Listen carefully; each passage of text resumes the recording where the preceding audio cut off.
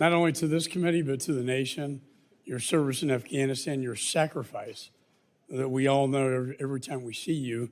I pledge my support to you, and I hope we're going to work hand in glove in the next Congress to do good things. And congratulations to you. Finally, 5 o'clock will be a get-together to rename this committee hearing room as the Benjamin Franklin Committee hearing room, and it will also be a Christmas party and also my farewell address to the committee. So I hope to see all of you there. And with that, I'd like to begin this hearing. Mr. Secretary, I'm pleased that you are here today. And over the last 4 years, we've enjoyed I think, cordial relationship. We've worked together on many, many issues of great importance. However, today, your appearance here today, and I have to be honest with you, it comes after 6 months after I've requested your testimony following my comprehensive report into the catastrophic withdrawal from Afghanistan. I have constitutional authority, and I have that constitutional authority that I, as chairman, am responsible for. And I also have a responsibility to the American people and to the 13 servicemen and women who died, and all the many other service members who died, and the Afghan allies left behind who died, and the women who were left behind. This, under Article 1 of the Constitution, is Congress's greatest role of oversight and transparency.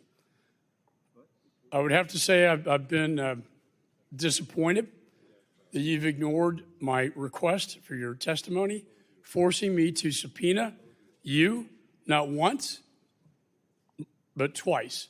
And rather than accept my good faith efforts to accommodate your schedule, you failed to show up for your September hearing. And I don't like this probably any more than you do, but while your presence here is duly noted, you are showing up only after violating a congressional subpoena, triggering consideration of a resolution holding you in contempt of Congress.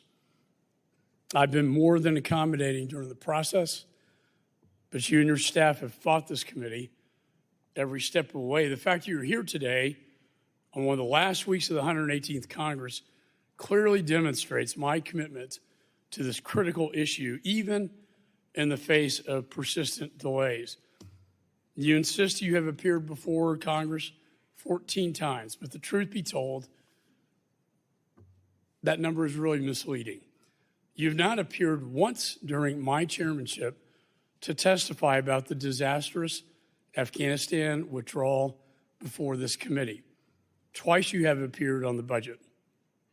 And as the head of the State Department, it was your duty to appear before this committee to inform us about legislative solutions to the issues outlined in my Afghanistan report so that this never happens again.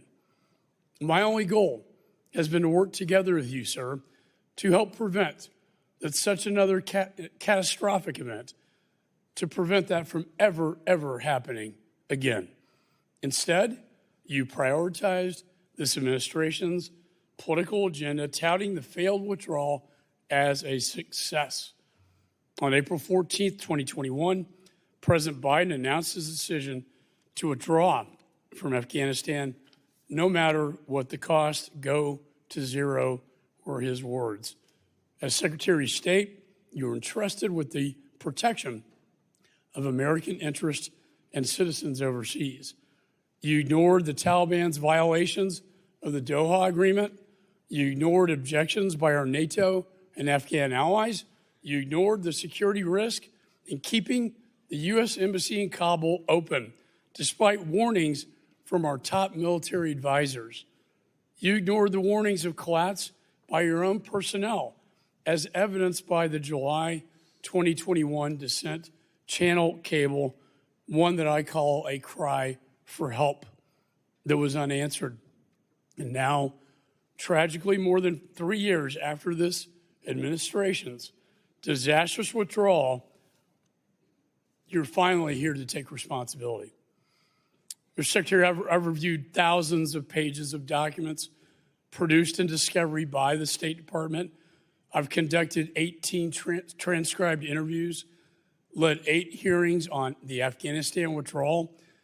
I do not take the issue of subpoenas lightly, but today's hearing in your department provided these only after the committee was forced to use its oversight powers. My comprehensive investigation reveals that President Biden's unconstitutional surrender to the Taliban, that you had plenty of opportunity to plan for the inevitable collapse of Afghanistan.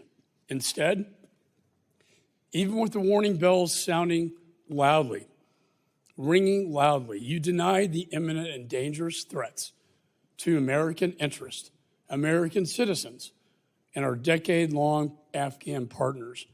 All the while, the Taliban captured province after province on their march to Kabul.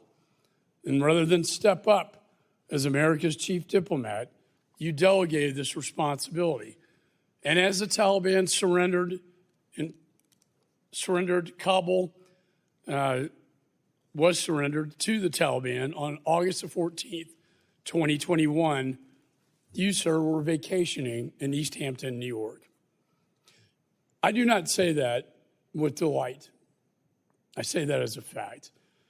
Mr. Secretary, to preserve optics, you sacrificed the safety and security of our service members, diplomats, citizens, and allies. You treated terrorists as diplomatic partners and created an environment ripe for chaos. And on October 26, 2021, an ISIS-K terrorist detonated a suicide bomb at the Hamid Karzai International Airport, murdering 13 heroic U.S. service members and over 170 Afghan civilians. My heart goes out to the Gold Star families, and I pray for them every day. Every day I've been chairman of this committee. It was the deadliest day for the United States presence in in Afghanistan since 2012. And the saddest thing, sir, is it did not have to happen. Mr. Secretary, it's time that we again remember the fundamental principles of diplomacy. Peace may only be obtained through strength. This catastrophic event was the beginning of a failed foreign policy that lit the world on fire.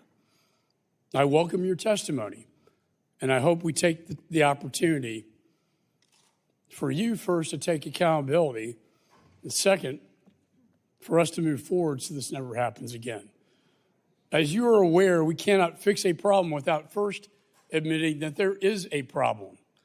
I've dedicated my tenure as chairman of this important committee on this very important issue, and your testimony here today will help guide the work of the next Congress and the incoming administration.